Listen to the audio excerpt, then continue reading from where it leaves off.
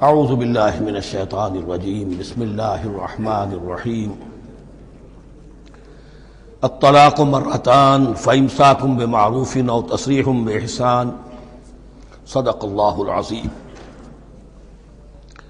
پچھلی نشست میں جو مضامین آئے تھے ان میں سے ایک کے بارے میں مجھے احساس ہوا کہ میں نے ایک بات شروع کی تھی لیکن نامکمل رہ گئی۔ آیت الاختلاف کے بارے میں نے عرض کیا تھا کہ وحدت ادیان کے فلسفے کا ایک جز صحیح ہے، ایک غلط ہے۔ صحیح جز کی وضاحت تو ہو گئی کہ یہ تمام جتنے بھی دنیا میں مذاہب ہیں اور دین ہیں یہ سب اسی دین حق سے نکلی ہوئی شاخیں ہیں۔ دین حق سے پگڈنڈیاں مڑی ہیں، صراط مستقیم سے پگڈنڈی مڑی ہے، کوئی بہت دور نکل گئی اور اس کا یوں سمجھیے کہ پہچانی ہوئی صورت بھی پہچانی نہیں جاتی، اتنی دور ہو گئی کہ اس کا اس دین حق کے ساتھ اب کوئی رشتہ نظر ہی نہیں آتا۔ کچھ اتنے دور نہیں ہوئے، قدرے قریب رہے، لیکن سب کی بنیاد ایک ہے۔ ظاہر بات ہے کہ حضرت آدم کی نسل سے بات شروع ہوئی ہے، حضرت آدم کی اولاد ایک ہی امت تھی۔ یہ تفرقے جو بھی ہوئے بعد میں ہوئے ہیں۔ تو وحدت ادیان اس اعتبار سے صحیح ہے کہ دنیا میں تمام ادیان، تمام نظام، تمام مذاہب جو ہیں وہ در حقیقت ایک ہی دین حق کی بگڑی ہوئی شکلیں ہیں، بدلی ہوئی شکلیں ہیں، لیکن اسی سے نکلی ہوئی شاخیں ہیں جنہوں نے شکلیں اپنی بدل لی ہیں۔ غلط حصہ یہ کہ اب جو یہ سب کچھ موجود ہے ان کو ایک کہنا یہ جہالت ہے۔ اب ان کو ظاہر بات ہے کہ ان کی شکلیں اتنی ہو چکی ہیں مختلف ایک دوسرے سے، اور اتنی ان میں تحریفات ہو چکی ہیں، اتنا تغیر و تبدل ہو چکا ہے کہ اب ان کو ایک کہنا موجودہ شکل میں یہ در حقیقت فتنہ ہے اور جہالت ہے۔ دوسری بات جو آخری مضمون آیا تھا 28ویں رکوع میں، دیکھیے اس کی ایک تمہید ہے، وہ سمجھ لیجئے۔ انسانی تمدن کا اہم ترین اور بنیادی ترین مسئلہ کیا ہے؟ تمدن کا ایک ہے انسانی زندگی کا مسئلہ۔ انسانی زندگی کا سب سے بڑا پہلا مسئلہ وہی ہے کہ جو حیوانی زندگی کا بھی ہے، اپنی مادی ضروریات، پیٹ کھانے کو مانگتا ہے، سب سے پہلے یہی ہے، اس میں کوئی شک نہیں۔ لیکن اس کے بعد جب دو انسان ملتے ہیں اور اس سے تمدن شروع ہوتا ہے، اس کا سب سے بڑا مسئلہ ہے انسان کی شہوت۔ اللہ نے دو جنسیں بنا دی ہیں، مرد ہیں، عورت ہیں، اور ان دونوں کے درمیان تعلق سے نسل آگے چلتی ہے۔ اب اس معاملے کو کیسے ہارنس کیا جائے، کیسے منظم کیا جائے، یہ جذبہ بہت پوٹنٹ ہے۔ جو فرائڈ نے کہا ہے، بس وہ یوں سمجھیے کہ ذرا زیادہ مرچ مسالہ لگا دیا، ورنہ اس میں کوئی شک نہیں کہ یہ بہت ہی پوٹنٹ جذبہ ہے انسان کا۔ انسٹنکٹ جو ہے، سیکس کا انسٹنکٹ، وہ بہت مضبوط ہے، بہت قوی ہے۔ لیکن جو شے جتنی قوی ہو اتنا ہی اسے پھر، جو گھوڑا جتنا منہ زور ہو اتنا ہی اس کو لگام دینا جو ہے وہ آسان نہیں ہوتا، اس کے لیے پھر مشقت کرنی پڑتی ہے۔ تو اب اگر تو اس سیکس کو اوپن کر دیا جاتا، کھلا سیکس، فری سیکس، آج کل یہ لفظ استعمال ہوتا ہے، فری سیکس، کیوس ہوتا، تمدن میں فساد ہو جاتا۔ اس کے لیے شادی کا معاملہ کہ ایک عورت کا ایک مرد کے ساتھ رشتہ رہے، سب کو معلوم ہو کہ یہ اس کی بیوی ہے، یہ اس کا شوہر ہے، تاکہ اس طریقے سے نسب کا معاملہ بھی چلے اور ایک خاندانی ادارہ وجود میں آئے۔ ورنہ تو خاندانی ادارہ بس کیسے وجود میں آئے گا؟ فری سیکس میں تو خاندانی ادارہ وجود میں آ ہی نہیں سکتا۔ تو شادی کا، نکاح کا یہ رشتہ جو ہے یہ اللہ تعالیٰ نے اختیار کیا اور یہ انسانوں کو سکھایا۔ اب اس میں مرد اور عورت کیا بالکل برابر ہیں؟ اس سے بڑی حماقت کوئی نہیں، اس لیے کہ کسی بھی ادارے کے دو برابر کے سربراہ نہیں ہو سکتے۔ اتنی موٹی بات ہے کہ اگر آپ کسی ایک محکمے کے دو ڈائریکٹر بنا دیں، بات غلط ہو جائے گی، خراب ہو جائے گی۔ ایک ڈائریکٹر، مینیجنگ ڈائریکٹر، دوسرے 10 ڈائریکٹر بنا دیجیے آپ، لیکن اوپر ایک ہوگا، جنرل مینیجر ایک ہوگا، ڈپٹی مینیجر 10 رکھ دیجیے۔ ہر ادارے میں اگر نظم قائم کرنا ہے تو ایک اوپر ٹاپ پر ہونا چاہیے۔ لہذا جب ایک مرد اور ایک عورت، مرد اور عورت انسان ہونے کے ناطے بالکل برابر ہیں، ایک ہی باپ کے نطفے سے بیٹا بھی ہے، بیٹی بھی ہے، ایک ہی ماں کے رحم میں بھائی نے بھی پرورش پائی ہے اور بہن نے بھی، اس اعتبار سے وہ برابر ہیں۔ شرف انسانیت میں، نوع انسانی کی حیثیت سے، human dignity and honour, they share both equally, absolutely equally. لیکن جب ایک مرد اور ایک عورت مل کر خاندان کے بنیاد رکھتے ہیں تو اب یہ برابر نہیں رہے۔ جیسے انسان سب برابر ہیں، لیکن چپڑاسی اور افسر برابر نہیں ہے، اس کے کچھ اور اختیارات ہیں، اس کے کچھ اور اختیارات ہیں، اس کے کچھ اور فرائض ہیں، اس کے کچھ اور فرائض ہیں۔ اس طریقے سے اس رشتے کے معاملے میں اور یہ بھی نوٹ کر لیجئے کہ یہی وجہ اس قدر تفصیل کے ساتھ سب سے پہلے احکام قرآن میں دیے جا رہے ہیں اسی آئلی قوانین کے متعلق۔ یہ کہ تمدن کی جڑ بنیاد یہ ہے، یہاں سے خاندان بنتا ہے، اور خاندانوں کے اجتماع کا نام معاشرہ ہے۔ خاندان کا نظام، اب ہمارا پاکستانی جو معاشرہ ہے، اگر ہماری 14 کروڑ تعداد ہے اس وقت، 7 افراد ایک خاندان کے اگر آپ شمار کر لیں تو آپ سمجھیے اتنے خاندان ہماری دنیا میں اس وقت موجود ہیں، 2 کروڑ خاندان ہیں، ان خاندانوں پر مشتمل ہے۔ خاندان کا ادارہ مستحکم ہوگا، معاشرہ مستحکم ہو جائے گا۔ خاندان کے ادارے میں صلاح ہوگی، فلاح ہوگی، معاشرے میں صلاح و فلاح آئے گی۔ وہاں فتور ہوگا، فساد ہوگا، بے چینی ہوگی، ظلم ہوگا، ناانصافی ہوگی، وہاں کنفلکٹس ہوں گے، میاں اور بیوی میں جو ہے جھگڑے ہو رہے ہوں گے تو اولاد کی تو جو ہے پھر وہاں تربیت صحیح نہیں ہو سکتی، ان کی تربیت میں منفی چیزیں شامل ہو جائیں گی۔ تو یہ ساری چیزیں جس کی وجہ سے بڑی تفصیل سے قرآن مجید میں احکام دیے گئے ہیں آئلی قوانین۔ ان میں جہاں تک یہ معاملات ہے، طلاق کا معاملہ ہے، اس میں برابر نہیں ہے۔ شادی کرنے میں عورت کو بھی حق ہے، وہ شادی سے انکار کر دے، جبر نہیں کیا جا سکتا۔ ایک مرتبہ وہ نکاح میں آ گئی ہے تو اب شوہر کا پلڑا بھاری ہے، شوہر اسے طلاق دے سکتا ہے، اگر ظلم کے ساتھ دے گا اللہ کے ہاں جواب دہی کرے گا اور پکڑ ہو جائے گی، لیکن اختیار ہے۔ وہ خود طلاق نہیں دے سکتی، البتہ طلاق حاصل کر سکتی ہے، خلا جسے ہم کہتے ہیں، وہ عدالت کے ذریعے سے، بڑوں کے ذریعے سے، رشتہ داروں کے ذریعے سے خلا کرے، لیکن طلاق دینے کا حق اس کو برابر نہیں ہے مرد کی طرح۔ اسی طرح اگر ایک طلاق دی تھی مرد نے اور اب یہ عدت پوری نہیں ہوئی ہے، وَبَعُولَتُهُنَّ أَحَقُّ بِرَدِّهِنَّ، اب وہ کہے تو نے طلاق دے دیا، میں تیرے گھر میں بسنے کو تیار نہیں ہوں، نہیں، اختیار مرد کا ہے، عدت کے اندر 3 مہینے کے اندر وہ اس کو واپس لے سکتا ہے، اس کو طلاق رجعی کہتے ہیں۔ یہ تمام چیزیں ایسی ہیں کہ بہرحال خواتین کو اچھی نہیں لگتی، اور آج کی دنیا میں تو جو یہ مرد و عورت کی مساوات کا سلسلہ ہے، یہ شیطان کا سب سے بڑا فلسفہ اور معاشرے میں فساد اور گندگی پیدا کرنے کا اس کا سب سے بڑا ہتھیار ہے۔ اور اب جو کچھ رہی صحیح اقدار ہماری ایشیا کے ممالک جو ہیں، زیادہ تر مسلمان ممالک ہیں، ان میں خاندانی نظام کی جو بچی کھچی شکل رہ گئی ہے اس کو برباد کرنے کے لیے یہ قاہرہ کانفرنس اور بیجنگ کانفرنس، اس ایشیا کا گھیراؤ دونوں طرف سے، مشرق سے اور مغرب سے، کہ عورت کو آزاد کرو، عورت کو اٹھاؤ، ایمینسیپیشن کے نام پر، آزادی کے نام پر، اور مرد و عورت کی مساوات کے نام پر، تاکہ خاندانی نظام ٹوٹ کر رہ جائے، جیسے کہ ان کے ہاں ٹوٹ چکا ہے خاندانی نظام نے۔ یہ کلنٹن صاحب نے کہا تھا اپنے سال 9 کے میسج میں کہ عنقریب ہماری قوم، امریکن نیشن، بہت جلد اس کی اکثریت حرامزادوں پر مشتمل ہوگی، born out of wedlock, وہ کسی شادی کے نکاح کے نتیجے میں کوئی وجود میں نہیں آئے ہیں، زنا کے نتیجے میں وجود آئی بھی قوم ہوگی۔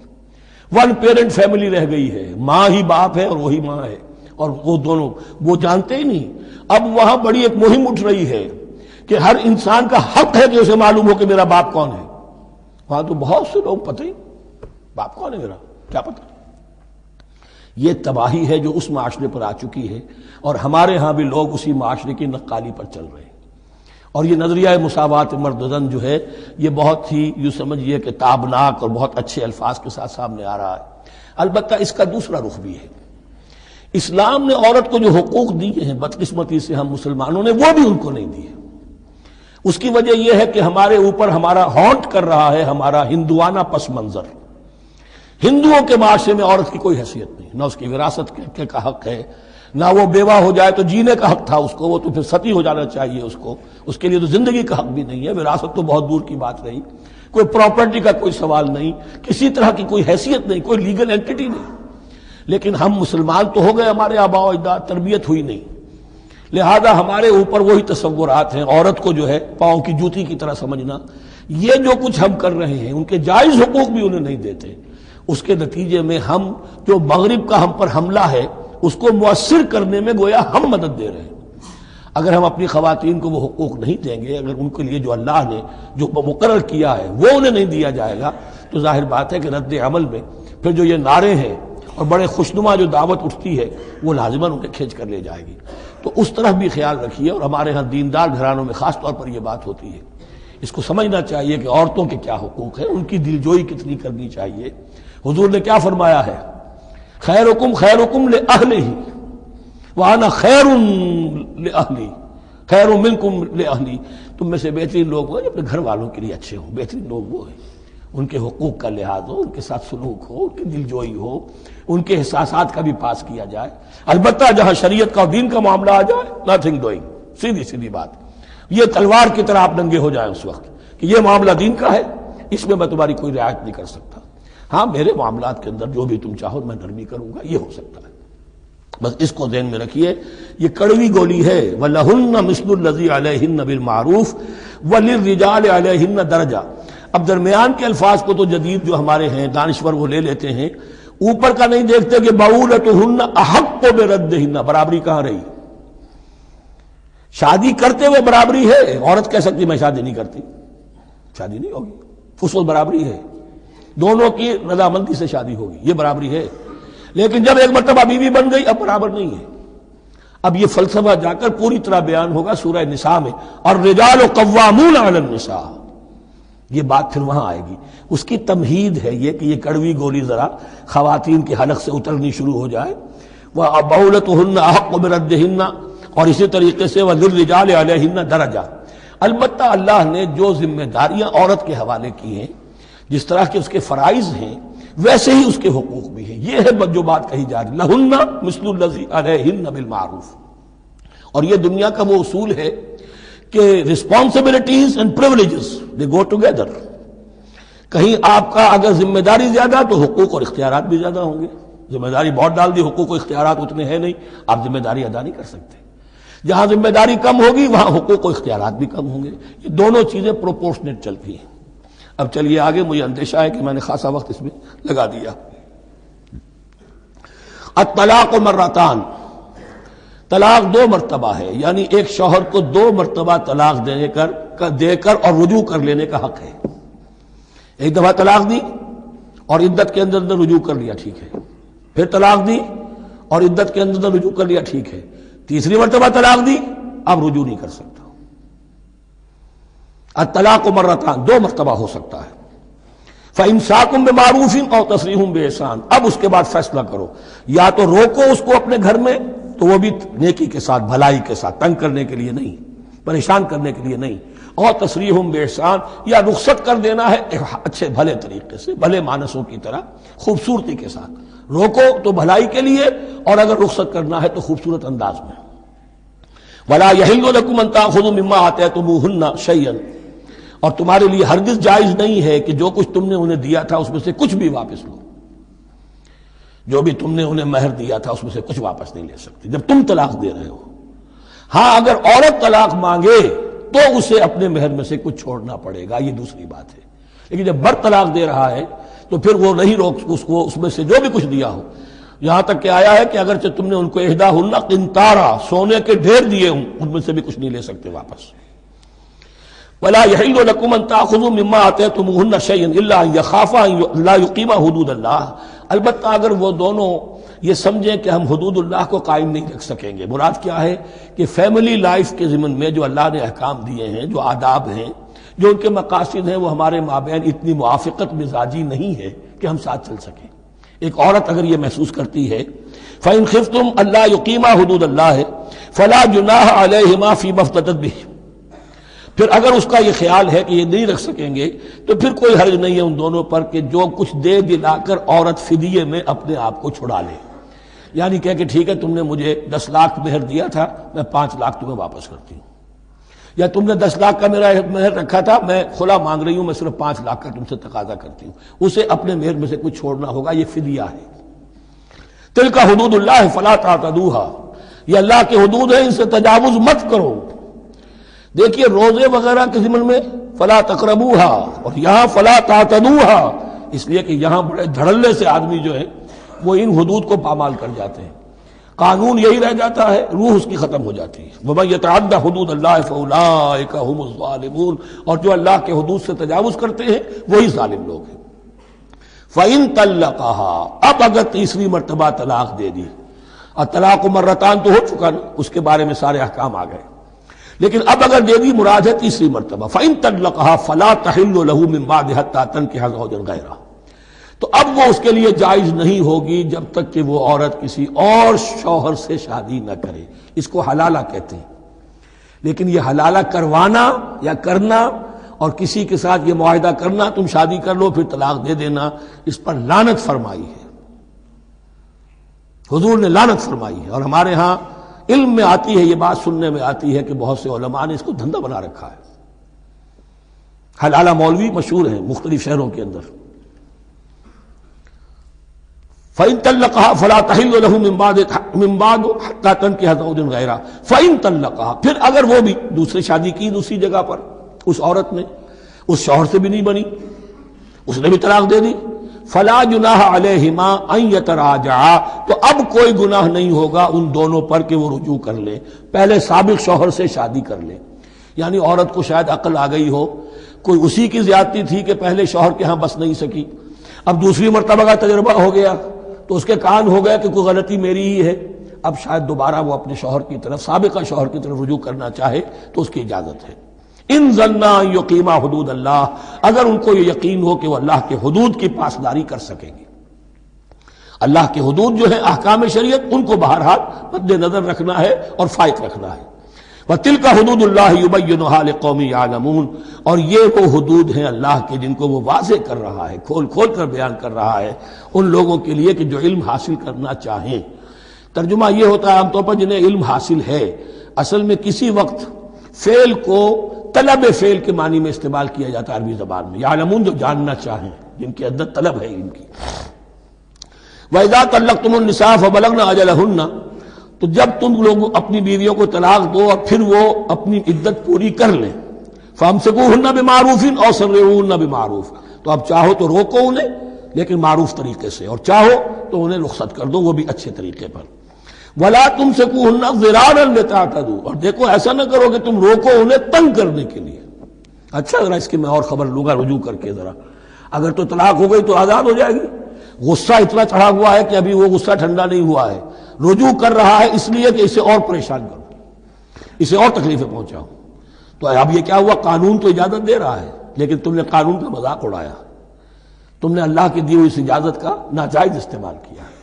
ہاں اگر بسانے کا واقعی ارادہ ہو گیا ہے تو ضرور تم رجوع کر لو، رجوع کا حق تمہیں ہے، لیکن اگر یہ نہیں ہے، پریشان کرنا ہے، فلا تمسکوہن ولا تمسکوہن ضرارا لتعتدوا، ضدم زدہ ان پر زیادتی کرنے کے لیے، ستانے کے لیے۔ ومن یفعل ذلک فقد ظلم نفسہ، اور جو کوئی بھی یہ کام کرے گا اس نے اپنی جان پر ظلم ڈھایا۔ ولا تتخذوا آیات اللہ ہزوا، اور دیکھو اللہ کی آیات کو مذاق اور کھیل نہ بنا لو، ٹھٹھا نہ بنا لو۔ یہ اچھی طرح جان لیجیے، law is law and there can be law which has no flaw, فلا لیس لا از امپاسبل۔ اس لیے تقوی، اللہ کا خوف ہر جگہ پر بار بار، ورنہ تم اللہ کی شریعت کا تماشا بنا دو گے، ٹھٹھا بنا دو گے۔ ولا تتخذوا آیات اللہ ہزوا واذکروا نعمت اللہ علیکم، اور یاد کرو، ذکر کرو، شعور کرو اللہ کے انعامات کا جو تم پر ہوئے ہیں۔ وما انزل علیکم من الکتاب والحکمت، اور جو اس نے نازل فرما دی ہے تم پر اپنی کتاب، اپنی شریعت اور حکمت، یعظکم بہ، اس کے ذریعے سے تمہیں نصیحت کر رہا ہے، سیدھا راستہ بتا رہا ہے۔ واتقوا اللہ، اللہ کا تقوی اختیار کرو۔ واعلموا ان اللہ بکل شیء علیم، اور جان لو کہ اللہ تعالیٰ کو ہر چیز کا حقیقی علم حاصل ہے۔ وَإِذَا طَلَّقْتُمُ النِّسَاءَ فَبَلَغْنَ أَجَلَهُنَّ فَلَا تَعْضُلُوهُنَّ أَن يَنكِحْنَ أَزْوَاجَهُنَّ إِذَا تَرَاضَوْا بَيْنَهُم بِالْمَعْرُوفِ، اور جب تم عورتوں کو، اپنی عورتوں کو طلاق دے دو پھر وہ اپنی عدت پوری کر لیں، تو مت آڑے آؤ اس میں کہ وہ عورتیں پھر نکاح کر لیں اپنے سابق ازواج سے، اذا تراضوا بینہم بالمعروف، جبکہ وہ آپس میں رضامند ہو جائیں بھلے طریقے پر۔ یعنی اگر طلاق مغلظ نہیں ہے، دیکھیے ایک طلاق ہوتی ہے بائن، پہلی طلاق، دوسری طلاق، یہ جب تک عدت ختم نہیں ہوئی طلاق رجعی کہلاتی ہے، اس کے دوران شوہر کو رجوع کرنے کا حق ہے۔ عدت پوری ہو گئی، اب یہ بائن ہو گئی، اب شوہر اور بیوی کا جو رشتہ ہے ٹوٹ گیا۔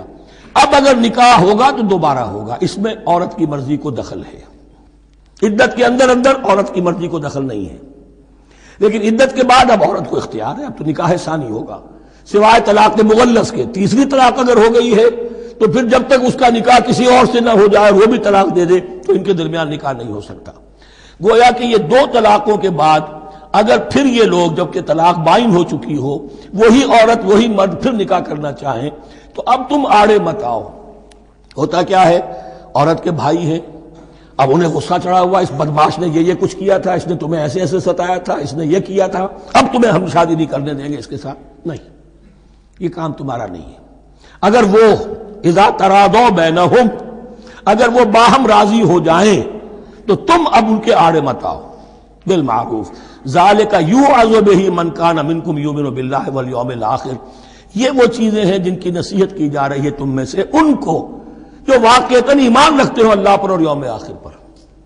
ان کے اندر ایمان ہی نہیں ہے، ان کے لیے یہ سارا جو ہے بھینس کے آگے بین بجائے جاؤ کیا حاصل ہے، وہ تو پھر اس کو کوئی فائدہ نہیں پہنچے گا۔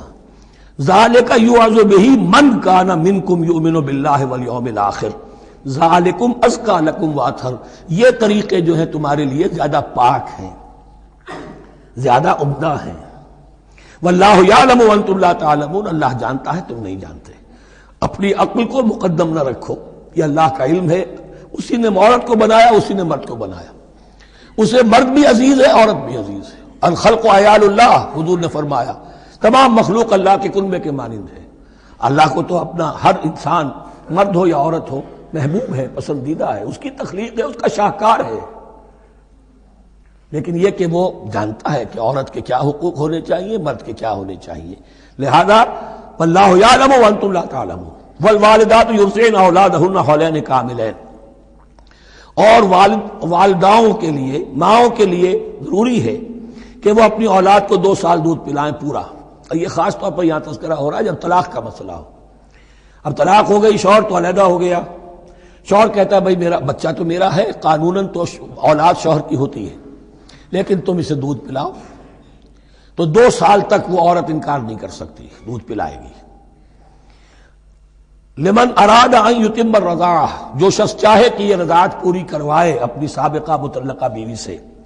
وعلی المولود لہ رزقہن وکسوتہن بالمعروف، لیکن اس عرصے کے لیے جس کی وہ اولاد ہے یعنی شوہر جو سابق ہے اس کے ذمے ہے اس کا رزق اور اس کا لباس، جسے ہم نان نفقہ کہتے ہیں۔ 2 سال اگر اس نے دودھ پلانا ہے اس ماں نے، مطلقہ ماں نے اپنے طلاق دینے والے شوہر کے بیٹے کو یا بیٹی کو، تو اب اس عرصے کے دوران اس کا نان نفقہ اس کے ذمے ہے، باپ کے ذمے ہے، بالمعروف، بڑے طریقے سے۔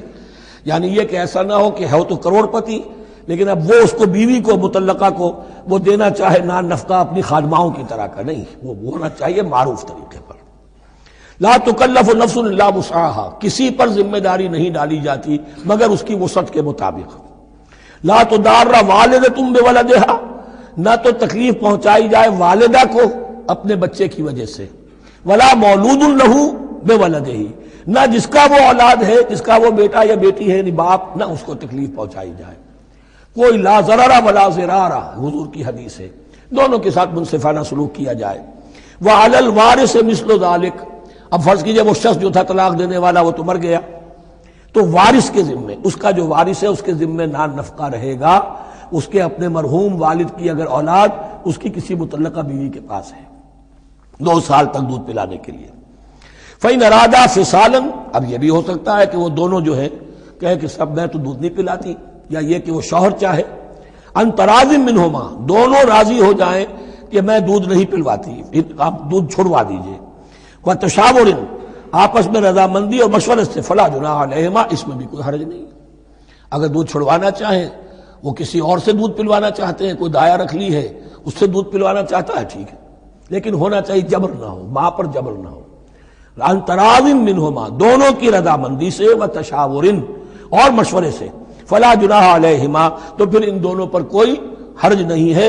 اذا سلمتم ما آتیتم بالمعروف، جب کہ تم اس کی ماں کو وہ سب کچھ دے دو جس کا کہ تم نے اسے وعدہ کیا تھا۔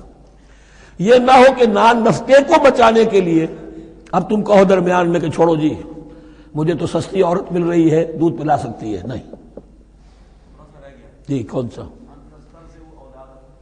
وَإِنْ أَرَدْتُمْ أَن تَسْتَرْضِعُوا أَوْلَادَكُمْ فَلَا جُنَاحَ عَلَيْكُمْ، اگر تم چاہو کسی اور سے اب دودھ پلوانا، رضاعت کروانا، تو اس میں بھی کوئی حرج نہیں۔ فَلَا جُنَاحَ عَلَيْكُمْ إِذَا سَلَّمْتُمْ مَا آتَيْتُمْ بِالْمَعْرُوف، جبکہ ان کی ماں، اس کی ماں کو تم دے چکو جو کچھ کہ تم نے طے کیا تھا معروف اور بھلے طریقے پر. واتقوا اللہ، اور اللہ کا تقوی اختیار کرو.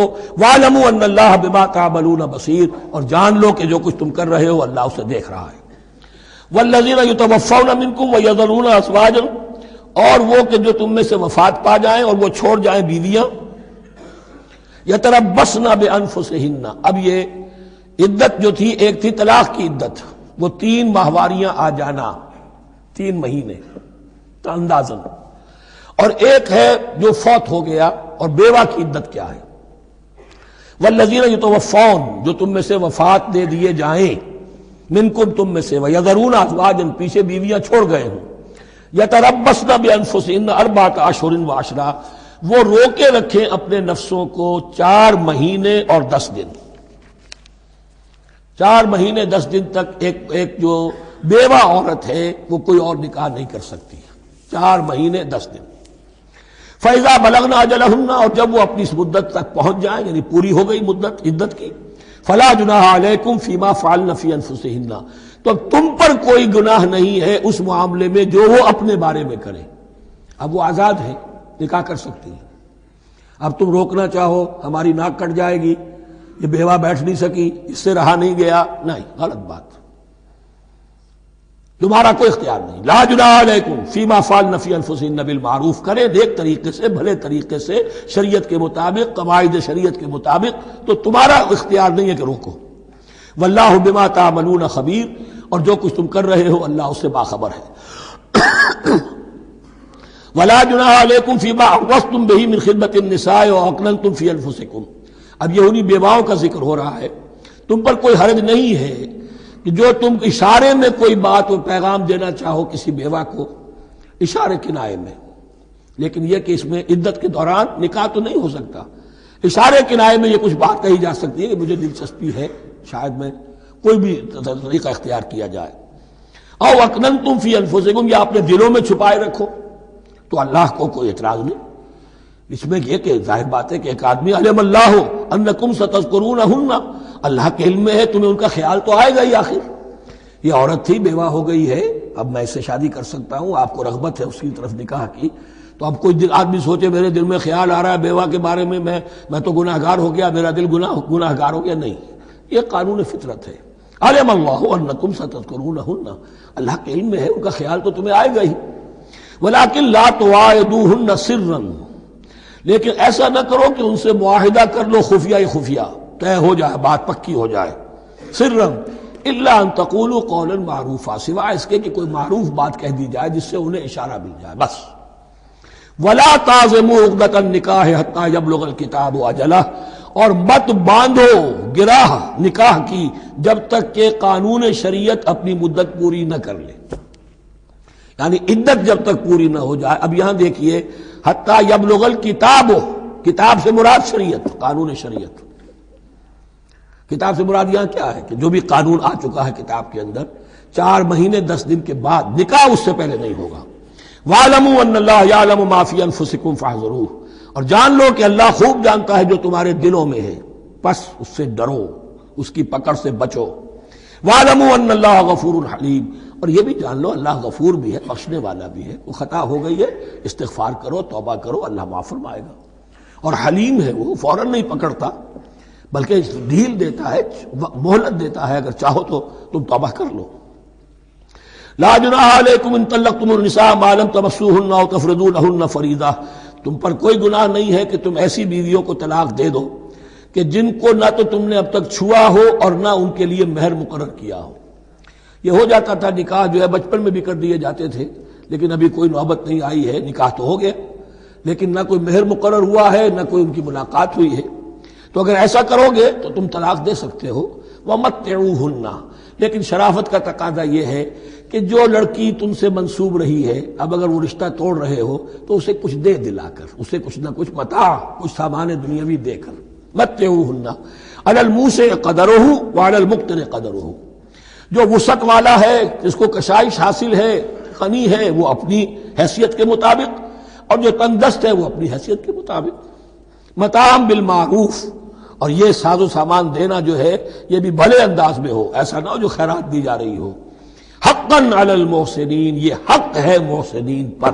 یہ سمجھے کہ ہم پر اللہ تعالیٰ کی طرف سے عائد کردہ یہ ذمہ داری ہے. وَإِن طَلَّقْتُمُوهُنَّ مِن قَبْلِ أَن تَمَسُّوهُنَّ وَقَدْ فَرَضْتُمْ لَهُنَّ فَرِيضَةً، اور اگر دوسری شکل یہ ہے کہ تم نے طلاق دی ایسی بیوی کو کہ جس کو تم نے چھوا تو نہیں ہے لیکن مہر مقرر ہو چکا تھا، فَنِصْفُ مَا فَرَضْتُمْ، تو اب آدھا مہر جو ہے جو تم نے فرض کیا تھا، جو طے کیا تھا، اس کا آدھا تو تمہیں دینا ہی دینا ہے. الا یعفون، الا یہ کہ وہ معاف کر دیں، ہمیں آدھا بھی نہیں چاہیے، یا چلیے ہمیں چوتھائی دے دیجئے. او یعفو الذی بیدہ عقدۃ النکاح، یا وہ اس کے اندر جو ہے سخاوت سے کام لے کہ جس کے ہاتھ میں نکاح کی گرہ ہے. گرہ تو مرد کے ہاتھ میں، وہ کھول سکتا ہے، عورت طلاق دے نہیں سکتی. لہذا کیوں نہ ایسا کرو کہ تم پورا ہی مہر دے دو. فرمایا وان تعفو، اگر تم درگزر کرو اور زیادہ دو، اقرب للتقوی، یہ تقوی سے قریب تر ہے. ولا تنسبوا الفضل بینکم، اپنے مابین احسان کرنا مت بھولو، اور اپنے مابین جو فضیلت اللہ نے تمہیں دی ہے عورتوں پر اس کو مت بھولو. تمہارا پھر ایٹیچیوڈ بھی ایسا ہونا چاہیے کہ تم اپنے بڑے ہونے کے حساب سے ان کے ساتھ نرمی کرو، ان کو زیادہ دو، ان کو جتنا بھی مہر مقرر کیا تھا اس سے بھی زیادہ دے دلا کے رخصت کرو. قانون میں تو صرف مہر ہوگا، البتہ قانون یہی ہے کہ اگر انہیں چھوا نہیں ہے، مقاربت نہیں ہوئی ہے، لیکن یہ کہ مہر مقرر ہو چکا تھا تو آدھا مہر تو لازماً دینا ہے. آدھا بھی یہ چھوڑ سکتی ہے عورت، لیکن تمہارے لیے بہتر ہے کہ تم پورا دو یا اور زیادہ دو. ان اللہ بما تعملون بصیر، یقیناً جو کچھ تم کر رہے ہو اللہ دیکھ رہا ہے. حافظوا علی الصلوات والصلاۃ الوسطی، محافظت کرو پوری طرح، چوکس ہو کر، چوکنے ہو کر تمام نمازوں کی، اور خاص طور پر صلاۃ وسطیٰ کی. یعنی بار بار جو آ رہا ہے جان لو اللہ جانتا ہے، جان لو اللہ دیکھ رہا ہے، جو کچھ تم کر رہے ہو اللہ کی نگاہ میں ہے، جو کچھ تم کر رہے ہو اللہ باخبر ہے. یہ سارا کچھ جو ہے یہ اللہ کی یاد ذہن میں برقرار رکھنے کے لیے تمہیں نماز دی گئی ہے. 5 وقتہ تم حاضر ہو، دنیا کے کاروبار سے نکلو اور آ کر پھر عہد اللہ سے اپنا جو ہے، یہ جو حفیظ کا ایک شعر ہے، آؤ سجدے میں گرے لوح جبیں تازہ کریں، سرکشی نے کر دیے دھندلے نقوش بندگی. آؤ سجدے میں گرے لوح جبیں تازہ کریں. یہاں پر جو ہمارا بندگی کا نقش تھا سرکشی کی وجہ سے وہ دھندلے ہو گئے ہیں. سرکشی نے کر دیے دھندلے نقوش بندگی، آؤ سجدے میں گرے لوح جبیں تازہ کریں، کہ پھر اس پر اللہ تعالیٰ کے ساتھ جو عہد کیا ہے ایاک نعبد و ایاک نستعین اسے پھر تازہ کریں.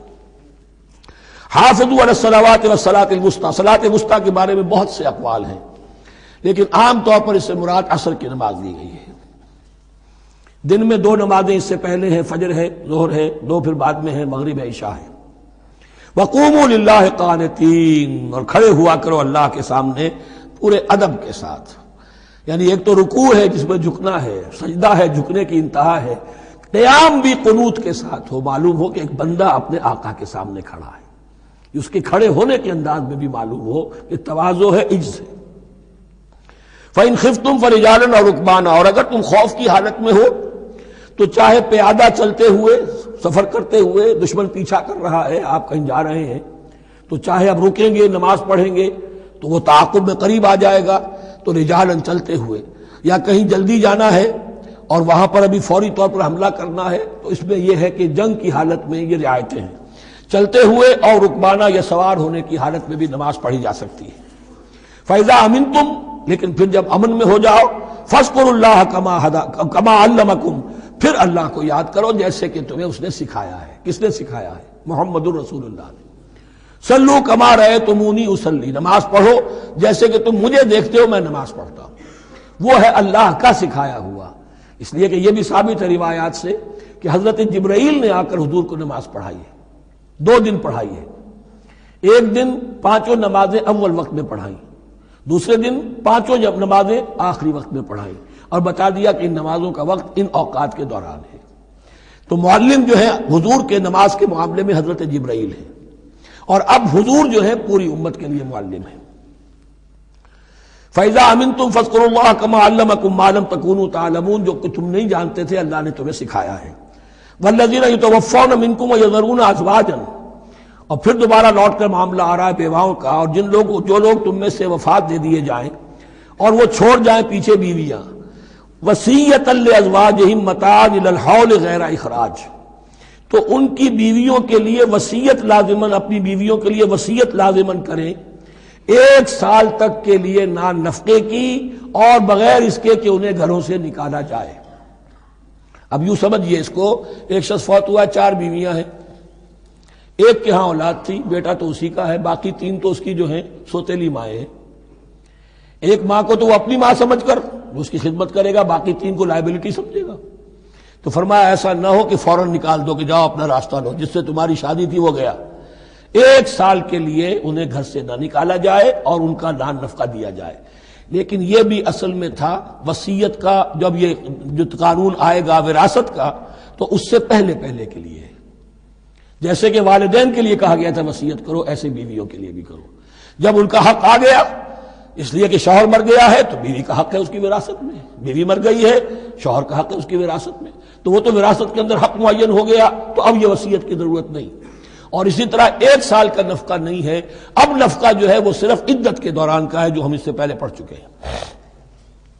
فَإِنْ خَرَجْنَ فَلَا جُنَاحَ عَلَيْكُمْ فِي مَا فَعَلْنَ فِي أَنفُسِهِنَّ، لیکن اگر وہ خود نکل جائیں، ظاہر بات ہے کہ عدت ہوتی 4 مہینے 10 دن، اب تم سال بھر روکو گے تو نہیں ان کو، اگر وہ شادی کر کے کہیں اور جا کے بسنا چاہیں تو تم پر کوئی الزام نہیں آئے گا، جو کچھ وہ کرتی ہیں اپنی جانوں کے بارے میں معروف ہو، بھلے طریقے پر، معروف طریقے پر۔ واللہ عزیز الحکیم، اور یقیناً اللہ تعالیٰ زبردست ہے، حکمت والا۔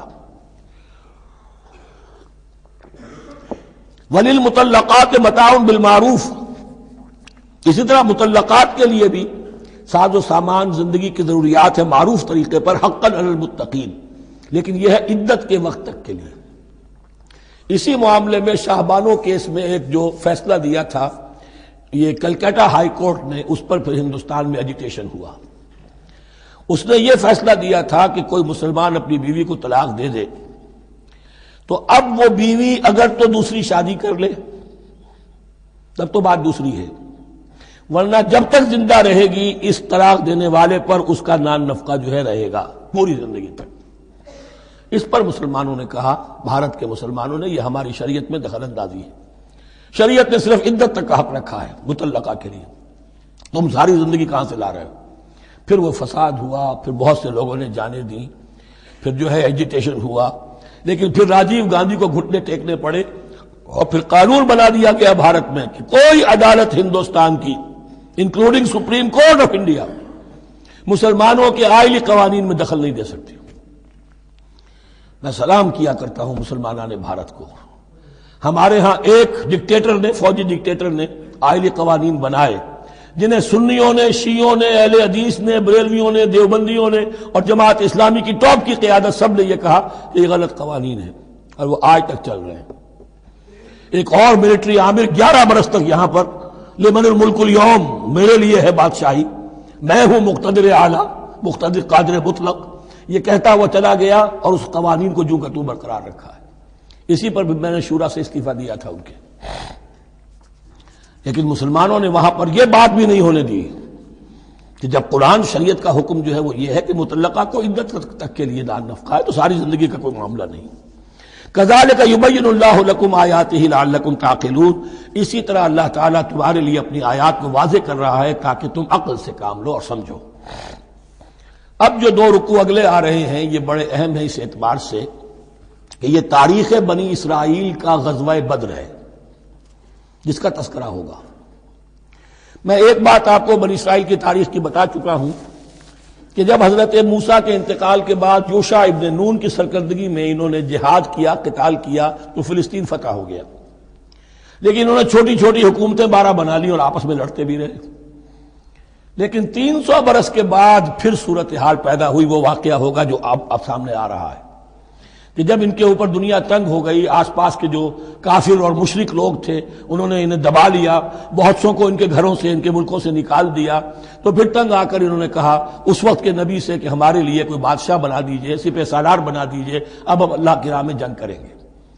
تو وہ جو جنگ ہوئی ہے طالوت اور جالوت کی، اس جنگ کے بعد سے خلافت راشدہ شروع ہوئی ہے دور بنی اسرائیل کی۔ گویا کہ خلافت راشدہ دور بنی اسرائیل کی 300 برس بعد آئی ہے ان کے رسول کے انتقال کے، جبکہ خلافت راشدہ اس امت مسلمہ کی متصل ہے رسول اللہ صلی اللہ علیہ وسلم کے زمانے کے ساتھ، اس لیے کہ صحابہ نے جانیں دیں، خون دیا، قربانیاں دیں، اور اس کے نتیجے میں حضور کی زندگی ہی میں دین غالب ہو گیا، اسلامی ریاست قائم ہو گئی۔ تو ظاہر بات ہے اس کے بعد آپ کے انتقال کے بعد خلافت کا دور شروع ہو گیا، لیکن وہاں یہ سارے سال 300 برس گزرے ہیں، اس کے بعد ان کا دور خلافت آیا ہے، اور اس میں بھی 3 خلافتیں ہیں کہ جو متفق علیہ ہیں، ویسے وہاں تو وہ نبوتیں ہیں، طالوت علیہ السلام، داؤد علیہ السلام اور سلیمان علیہ السلام۔ چوتھی خلافت پر آ کر تقسیم ہو گئی ہے، جیسے حضرت علی کے زمانے میں چوتھی خلافت میں عالم اسلام جو ہے دارالاسلام منقسم ہو گیا کہ مصر اور شام نے حضرت علی کی خلافت کو تسلیم نہیں کیا۔ اسی طرح حضرت سلیمان کے 2 بیٹوں میں پھر ان کی مملکت تقسیم ہو گئی، ایک اسرائیل اور ایک یہودیہ، یہ 2 ریاستیں وجود میں آئی، جیوڈی۔ بہرحال یہ جو واقعہ تھا کہ جس کے بعد خلافت راشدہ شروع ہو رہی ہے، اسلام کا غلبہ شروع ہو رہا ہے حضرت موسیٰ کی تاریخ میں، وہ ہے طالوت اور جالوت کی جنگ، اس کے لیے اب یہاں پر تذکرہ ہو رہا ہے، اور یہ بھی ایک آئینہ دکھایا جا رہا ہے صحابہ کرام کو، اب یہی مرحلہ تمہیں درپیش ہے۔ غزوہ بدر آیا چاہتا ہے، آئینہ، coming events cast their shadows before, تمہیں پہلے سے بتایا جا رہا ہے۔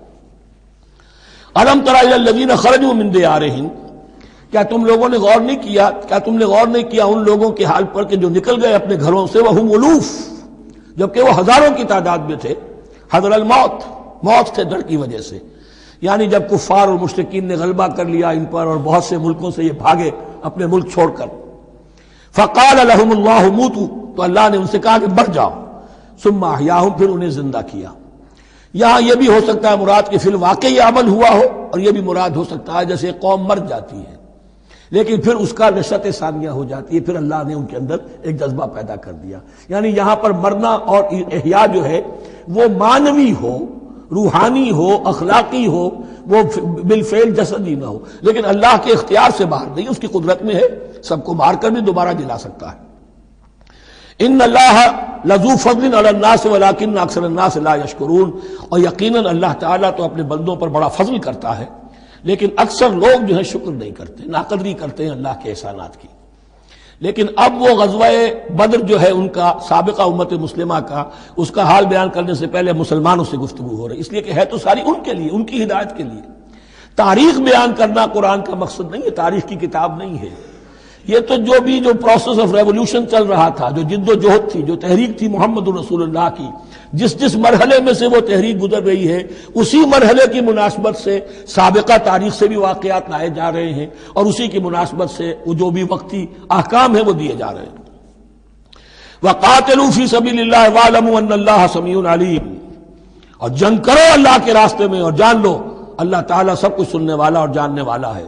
من ذا الذی یقرض اللہ قرضا حسنا فیضاعفہ لہ اضعافا کثیرا، کون ہے وہ شخص کہ جو اللہ کو قرض حسنہ دے؟ یہ انفاق جب کیا جاتا ہے خالص اللہ کے دین کے لیے، تو اللہ کہتا ہے یہ میرے ذمہ قرض ہے، دین میرا ہے، تم میرے دین کو غالب کرنا چاہتے ہو، میری حکومت قائم کرنا چاہتے ہو، تو جو کچھ اس میں خرچ کرو گے وہ مجھ پر قرض ہے، قرض حسنہ ہے۔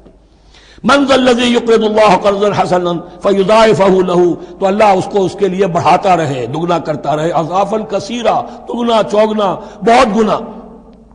واللہ یقبض ویبسط، اور اللہ ہی کے اختیار میں کسی چیز کو چھوٹا کر دینا، سکیر دینا، اور کھول دینا اور کشائش کر دینا۔ وإلیہ ترجعون، اور اسی کی طرف تمہیں لوٹا دیا جائے گا۔ یہاں دیکھیے یہ دونوں چیزیں، جہاد بالنفس اس کی آخری شکل قتال، اور جہاد بالمال اس کے لیے پہلے لفظ آ رہا تھا انفاق، اب قرض حسنہ، اللہ کو قرض حسنہ۔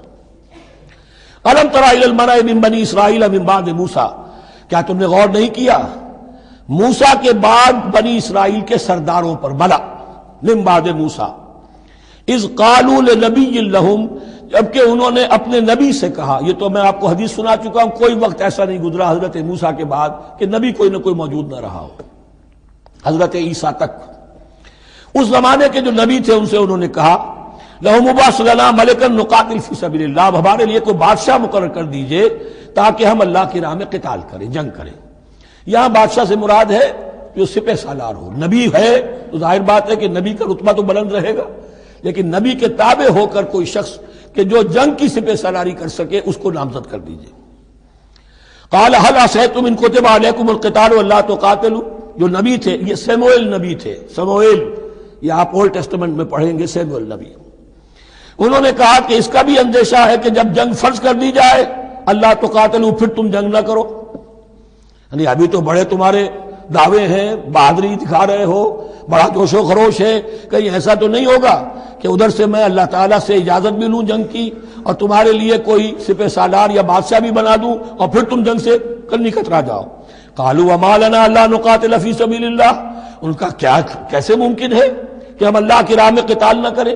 وقد اخرجنا من دیارنا وابنائنا، جبکہ ہمیں نکال دیا گیا ہے ہمارے گھروں سے اور ملکوں سے اور اپنے بیٹوں سے، یعنی ان کی اولاد کو تو انہوں نے غلام بنا لیا، ان کی عورتوں کو بانیہ بنایا، اب یہ تو نکلے ہوئے ہیں اپنے ملکوں سے خوف سے بھاگے ہوئے۔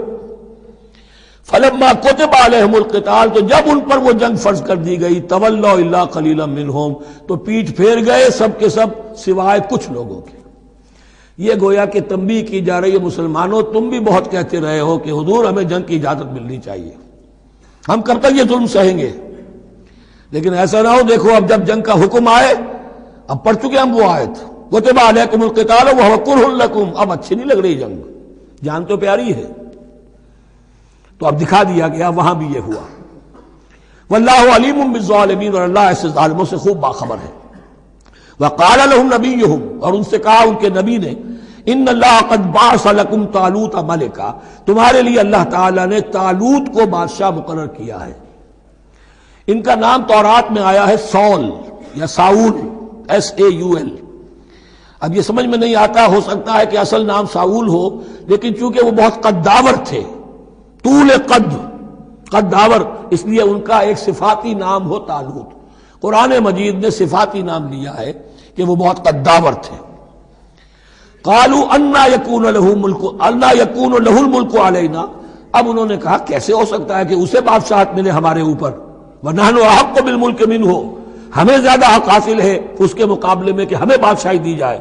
ولم یؤت سعۃ من المال، وہ تو مفلس ہے، اسے تو اللہ نے کوئی زیادہ دولت دی نہیں ہے، کیونکہ ان کے معیار تو یہی تھے، جو دولت مند ہے وہی صاحب عزت ہے۔ قال ان اللہ اصطفاہ علیکم، اب نبی نے کہا اب جو چاہو کہو، اللہ نے اس کو چن لیا ہے تم پر، یہ فیصلہ اب ہو چکا، اللہ کا فیصلہ ہے، ڈیوائن ججمنٹ ہے، ڈیوائن ڈیسیجن ہے، کین ناٹ بی ریووکڈ۔ وزادہ بسطۃ فی العلم والجسم، اور اسے کشادگی عطا کی ہے علم اور جسم دونوں چیزوں میں، قداور ہے، طاقتور ہے، اور اسی طریقے سے علم اور فہم دیا ہے۔ تم دولت دیکھتے ہو، اللہ نے چنا ہے ان دو چیزوں کی بنا پر، جسمانی طاقت، جسمانی قوت، اس دور میں ظاہر بات ہے اس کی بہت ضرورت تھی، اور دوسرے یہ کہ اسے علم دیا ہے، فہم دیا ہے، سمجھ دی ہے، دانش دی ہے۔ واللہ یؤتی ملکہ من یشاء، اور اللہ تعالیٰ جس کو چاہتا ہے اپنی بادشاہت دے دیتا ہے۔ واللہ واسع علیم، اللہ بہت سمائی والا ہے، واسع، اس کی وسعت جو ہے وہ اتھا ہے، اور علیم، اور سب کچھ واسع علیم، جاننے والا ہے، یعنی وہ جس کو جو کچھ دیتا ہے بربنائے علم دیتا ہے، کون اس کا مستحق ہے۔ وقال لهم نبيهم ان آیۃ ملکہ ان یاتیکم التابوت فیہ سکینۃ من ربکم وبقیۃ مما ترک آل موسیٰ وآل ہارون تحملہ الملائکہ، اور ان سے کہا ان کے نبی نے کہ طالوت کی بادشاہت کی ایک نشانی یہ ہوگی کہ وہ صندوق جو تمہارے سے جاتا رہا چھن چکا ہے، جس میں سکینہ ہے، تمہارے لیے تسکین کا سامان ہے تمہارے رب کی طرف سے، اور بقیت مما ترک آل موسیٰ و آل ہارون، اور کچھ تبرکات ہیں جو آل موسیٰ اور آل ہارون کے اس صندوق میں رکھے ہوئے ہیں، تحملہ الملائکہ، وہ ملائکہ کی تحویل میں ہے۔ اب ان کی بادشاہی کی علامت کے طور پر وہ صندوق تمہارے پاس واپس آ جائے گا۔ اصل میں یہ تابوت سکینہ جو ہے یہ ان کا ایک بڑا لکڑی کا صندوق ہے، اب بھی ہے، ان کا دعویٰ ہے کہ موجود ہے، اور مسجد اقصیٰ کے نیچے جو سرنگ ہے اس میں موجود ہے۔ بعض ذرائع سے فوٹو لے کر بھی انہوں نے ڈاکومنٹری فلم بھی ابھی دکھا دی ہے کہ موجود ہے۔ نبوکدنضر نے جب گرایا تھا 586 قبل مسیح میں، جو حضرت سلیمان کا بنایا ہوا ہیکل تھا، اس کے تہخانے میں وہ رہتا تھا، اور وہیں پر جو ربائی تھے وہاں موجود تھے، ربانیین، تو جب گرایا گیا ہے اس کو ہیکل کو تو اسی میں وہ دب گئے ہیں، لیکن وہ چاروں طرف سے جو بھی تہخانہ تھا بند ہو گیا ہوگا، اور وہاں پر ان کی لاشیں بھی ہیں اور تابوت سکینہ بھی ہے۔ لیکن ہوا یہ تھا کہ جب ان کے پڑوسی ملکوں نے انہیں شکستیں دی تو وہ تابوت سکینہ بھی چھین کر لے گئے۔ اب اس میں گویا کہ ان کے لیے بہت بڑی بات تھی کہ ان کے لیے کم سے کم ایک دل کی روحانی تسکین کا سامان تھا. ہمارے پاس حضرت موسیٰ کے تبرکات ہیں، عصائے موسیٰ اس میں ہے، رکھا ہوا ہے، اب بھی ہے.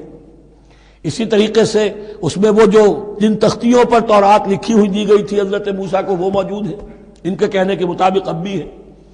تو اس طریقے سے ان کے لیے تسکین ہوتی تھی، جیسے کہ مسلمان کو خانہ کعبہ کو دیکھ کر تسکین ہوتی ہے.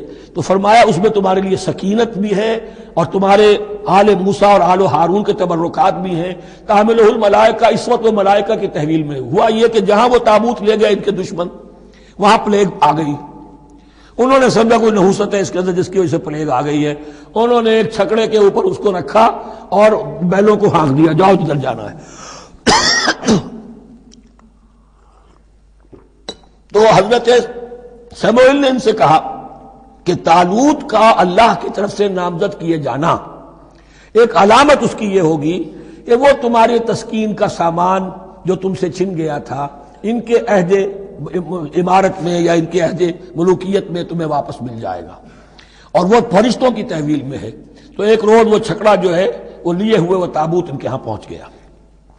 ان فی ذلک لآیۃ لکم ان کنتم مؤمنین، یقیناً اس میں تمہارے لیے نشانی ہے اگر تم ماننے والے ہو. فلما فصل طالوت بالجنود، اب جب حضرت طالوت اپنے لشکروں کو لے کر چلے، ان میں سے جو لوگ تو انکار کر گئے رہ گئے، جو لوگ چلے ساتھ ان کو لے کر چلے. قال ان اللہ مبتلیکم بنہر، انہوں نے فرمایا اپنے لشکر والوں سے اللہ تعالیٰ تمہاری ایک آزمائش کرے گا ایک نہر سے، دریا سے. یہی جو ہے جارڈن ریور جارڈن، اس کو کراس کر کے پھر حملہ کرنا تھا.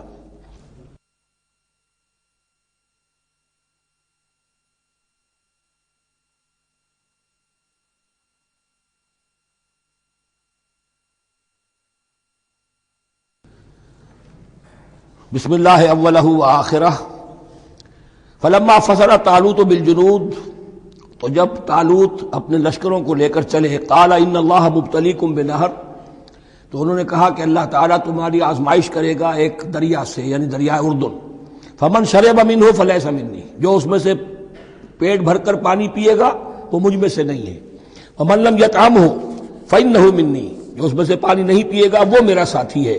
الا من اغترف غرفۃ بیدہ، سوائے اس کے کہ کوئی صرف اپنے چلی سے لے کر چلو سے اور وہ کچھ وہ ایک گھونٹ لے لے. یہ اصل میں ہر کمانڈر کے لیے ضروری ہوتا ہے کہ کسی بھی بڑی جنگ سے پہلے اپنے ساتھیوں کا مورال دیکھے، ڈسپلن کی حالت دیکھے. تو جیسے حضور نے بھی غزوہ بدر سے قبل مشاورت کی تھی کہ مسلمانوں ایک لشکر آ رہا ہے جنوب سے کیل کانٹے سے لیس، اور ایک قافلہ آ رہا ہے شمال سے، اور اللہ نے ان دو میں سے ایک کا وعدہ کیا تمہیں ضرور ملے گا، بتاؤ کدھر چلے. اندازہ ہو گیا کچھ لوگ جو کمزوری دکھا رہے تھے انہوں نے کہا چلیں جی پہلے قافلہ لوٹ لیں، اور جو لوگ تھے باہمت انہوں نے کہا جو حضور آپ کی ارادہ، جو آپ کا منشا ہو. تو یہاں بھی انہوں نے اس سے ٹیسٹ کیا ہے کہ آیا وہ میرے حکم کی پابندی کرتے ہیں یا نہیں کرتے. فشربوا منہ، تو ان سب نے، بہتوں نے پیا اس میں سے خوب جی بھر کر. الا قلیلا منہم، سوائے ان میں سے بہت کم تعداد میں. فلما جاوزہ هو والذین آمنوا معہ، تو جب گزرے اس دریا کے پار اترے وہ اور وہ لوگ جو ان کے ساتھ ساتھیہ اہل ایمان رہ گئے تھے. یعنی پہلی سکریننگ پہلے ہو چکی تھی، جو قتال ہی کے منکر ہو گئے تھے، اور اس کے بعد دوسری ہو گئی ہے کہ جو اس چھلنی میں سے نہیں نکل سکے، وہ پانی پی کر بے سدھ ہو گئے. یہ ایسا ہی ہے جیسے غزوہ احد میں حضور صلی اللہ علیہ وسلم کے ساتھ 1000 آدمی مدینے سے نکلے تھے اور پھر عین وقت پر 300 آدمی ساتھ چھوڑ کر چلے گئے. تو جب انہوں نے دریا پار کر لیا، انہوں نے اور ان کے ساتھی اہل ایمان نے، قالوا لا طاقت لنا اليوم بجالوت وجنود، تو انہوں نے کہا کہ ہمارے اندر تو واقعتاً طاقت نہیں ہے کہ ہم جالوت کا اور اس کے لشکروں کا مقابلہ کر سکیں. یہ گولیت جس کو کہتے ہیں جالوت، یہ بڑا قوی ہیکل انسان تھا، اور اس کا جو زرہ بختر تھا وہ اتنا پورا جسم ڈھکا ہوا کہ سوائے آنکھ کے سوراخ کے اور کچھ نہیں تھا اس میں، جو نظر ہی نہیں آتا تھا. تو اس نے مبارزت کی اور کوئی بھی مقابلے پر نہیں آ رہا تھا. قال الذين يظنون انهم ملاقو الله كم من فئة قليلة غلبت فئة كثيرة باذن الله، تو کہا ان لوگوں نے جو یقین رکھتے تھے کہ اللہ سے ملاقات کرنی ہے، کہ کئی مرتبہ ایسا ہوا ہے، کتنی مرتبہ ایسا ہوا ہے کہ چھوٹی جماعت غالب آ گئی ہے بڑی جماعت پر اللہ کے حکم سے. یعنی آگے بڑھو، ہمت کرو، اپنی جو ہے کم ہمتی کا ثبوت نہ دو، اللہ تعالیٰ کی نصرت سے، اللہ کی مدد سے تمہیں فتح حاصل ہو جائے گی۔ واللہ مع الصابرین، اللہ تو صابروں کے ساتھ ہے۔ ولما برزوا لجالوت وجنودہ، تو جب وہ سامنے آئے جالوت اور اس کے لشکروں کے، برزا ظاہر ہو جانا، سامنے آمنے سامنے آ جانا، اب ادھر ان کا لشکر ہے طالوت علیہ السلام کا، اور ادھر وہ جالوت کا لشکر ہے۔ قالوا، اب انہوں نے دعا کی، ربنا افرغ علینا صبرا، اے اللہ ہم پر صبر انڈھیل دے۔ یہ افرغ کا لفظ ہوتا ہے کسی برتن سے پانی اس طرح گرا دینا کسی کے اوپر کہ وہ برتن خالی ہو جائے، گھڑوں پانی ڈال دینا یا کچھ اور برتن میں سے۔ افرغ علینا صبرا، ہم پر صبر انڈھیل دے، صبر کی بارش فرما دے۔ ربنا افرغ علینا صبرا وثبت اقدامنا، اور ہمارے قدموں کو جما دے، وانصرنا علی القوم الکافرین، اور ہماری مدد فرما ان کافروں کے مقابلے میں۔ یہی دعا گویا کہ تلقین کی جا رہی ہے اہل ایمان کو کہ جب بدر کے موقع پر تمہارا مقابلہ ہوگا تو تمہیں یہ دعا کرنی چاہیے۔ فَهَزَمُوهُمْ بِإِذْنِ اللَّهِ، تو انہوں نے بھگا دیا ان کو اللہ کے حکم سے، اللہ کے اذن سے، اللہ کی مشیت سے۔ وَقَتَلَ داود جالوت، اور قتل کیا جالوت کو داود نے۔ یہ داود جو ہے تورات سے معلوم ہوتا گڈریے تھے، جنگلوں میں رہتے تھے اپنی بھیڑیں بکریاں لے کر، اور ان کے پاس ایک گوپیا ہوتا تھا، اس گوپیے کے اندر پتھر رکھ کر اس کو گھما کر وہ مارتے تھے، لیکن نشانہ اتنا صحیح تھا کہ اس سے وہ کہتے تھے کہ میں شیروں کے جبڑے توڑ دیتا ہوں۔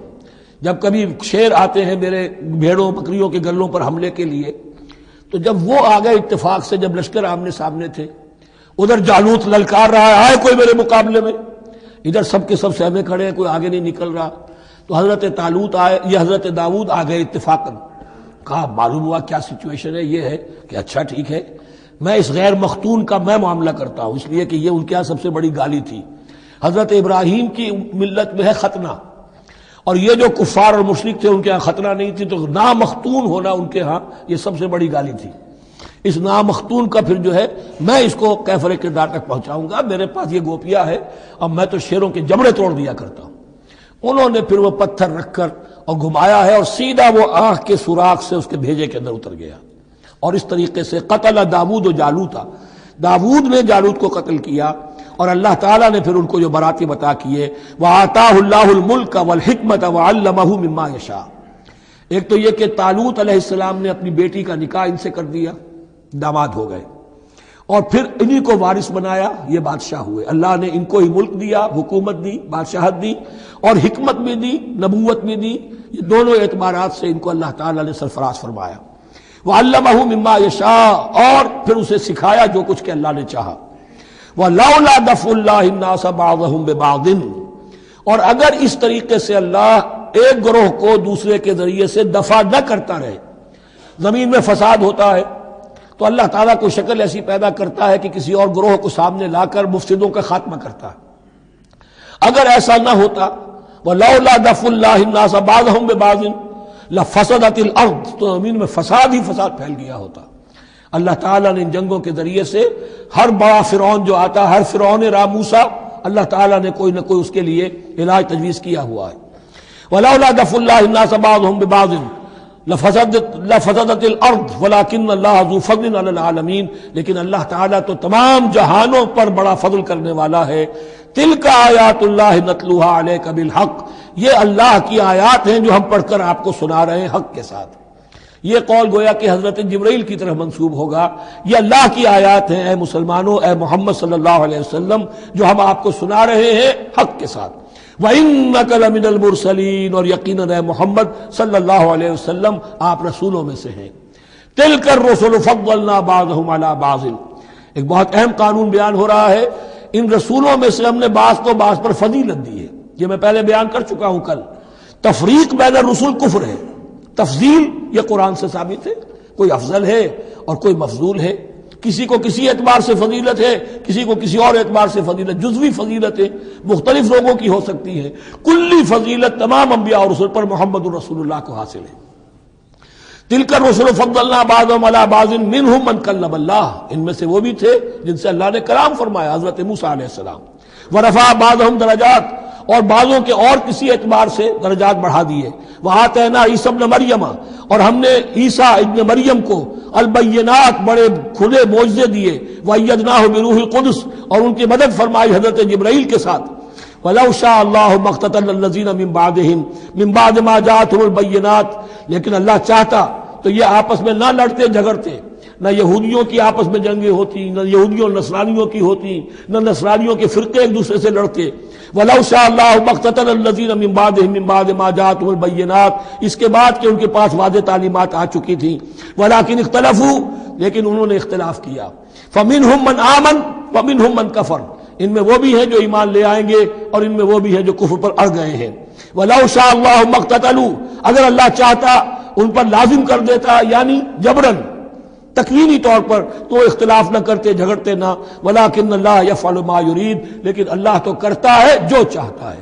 اللہ نے جو دنیا کو اس حکمت پر بنایا ہے کہ یہ دنیا کی زندگی آزمائش ہے، آزمائش کے لیے آزادی دی ہے. تو جو شخص غلط راستے پر جانا چاہے اسے آزادی ہے، جو صحیح راستے پر آنا چاہے اسے آزادی ہے. بارک اللہ لی و لکم فی القرآن العظیم ونفعنی وإیاکم